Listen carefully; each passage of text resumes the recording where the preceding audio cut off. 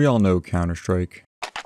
Just hearing those words alone, you'd probably think of one of the regular titles, like the oldest one, or the upgraded oldest one, or the single-player one, or the most recent one, which is kind of like this one, but also not like this one. Whichever title you think of first isn't so important. What's important is that these are the main versions of CS that most players, both new and old, have come to know over its lifespan. But what about the other versions of Counter-Strike? The versions that most of you have probably never played, seen, or even heard of for that matter. Today let's dive into what I would consider the strangest and technically official version of CS, Counter-Strike Nexon Studio.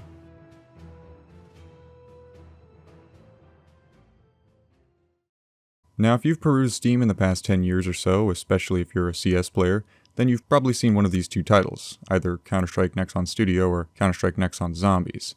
But what actually are they? They look a lot like CS 1.6, except, well, something is a little off. I'll admit it piqued my interest a little bit when I first saw it nearly a decade ago, but never really gave it an honest shot and just stuck with CSGO at the time like most people did. But I thought, you know what, I gotta see what it's all about. But before we get into this newer version, we have to talk about the other game that it actually originated from. In the beginning, there was Counter-Strike Online, abbreviated as CSO. It was developed in South Korea by Nexon Corporation, surprise surprise, with oversight from Valve, and was released in 2008. This version of Counter-Strike was pretty much made specifically for the Asian gaming market rather than the typical North American and European markets that were most popular for the franchise. Once again, my previous two videos go into some detail about why Counter-Strike lost its foothold in Asia, so you can check those out if you're interested and want to know more about that. But in short, this was Valve's way of getting their very popular online FPS to the Asian markets after that whole debacle.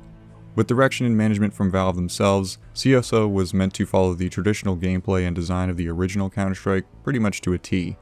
While they run on the same gold source engine, sharing many of the same assets and overall looking pretty similar, the difference here is that Counter-Strike Online took more creative liberties with its design to set itself apart.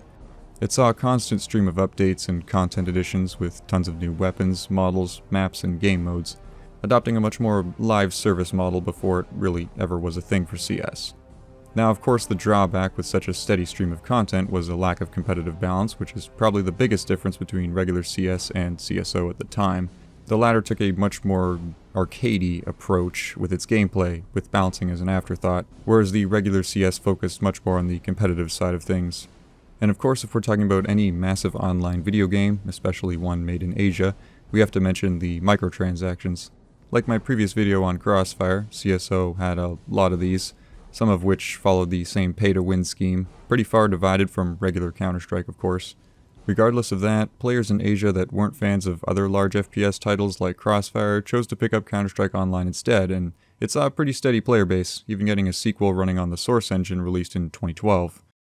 Okay, so now we move on to Counter-Strike Nexon Studio, also known as CSNS, I guess.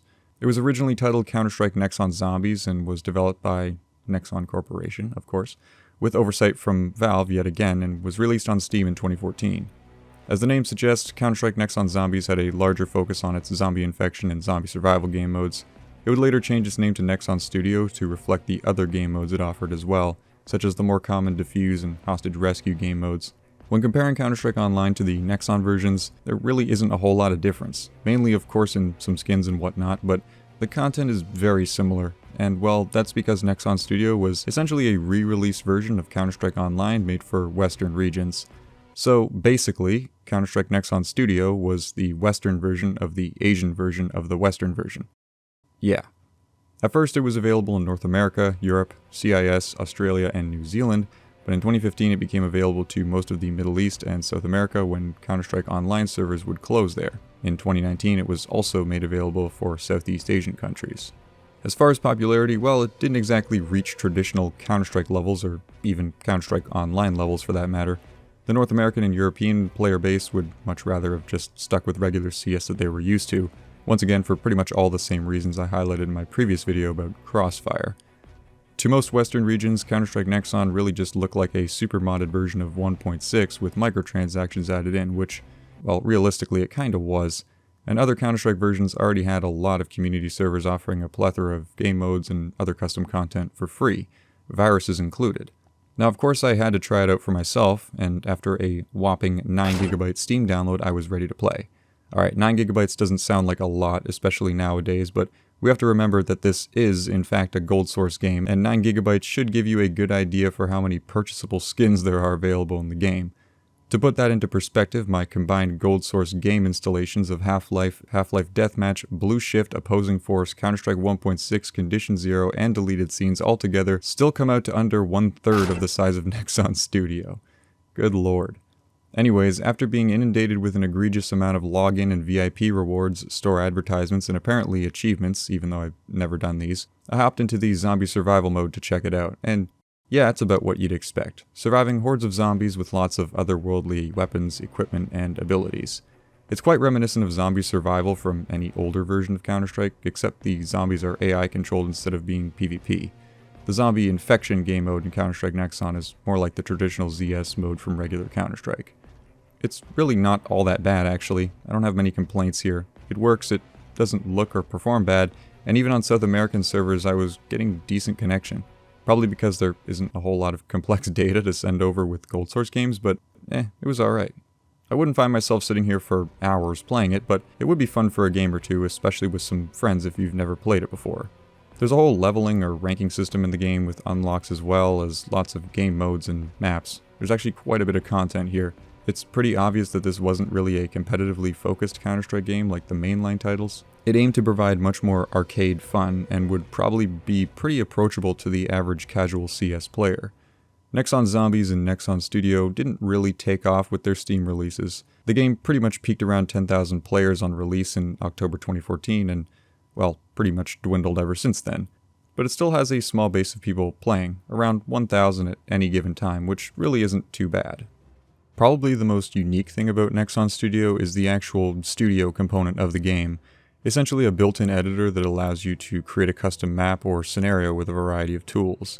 It's a bit limited in comparison to, say, Hammer Editor for Counter-Strike, but the benefit here is the ease of access and the fact it can all be done in real time in-game. I played around with it for a little while, and I have to admit, it really is a pretty accessible set of tools for people to build their own creations, even if they may be a tad bit basic.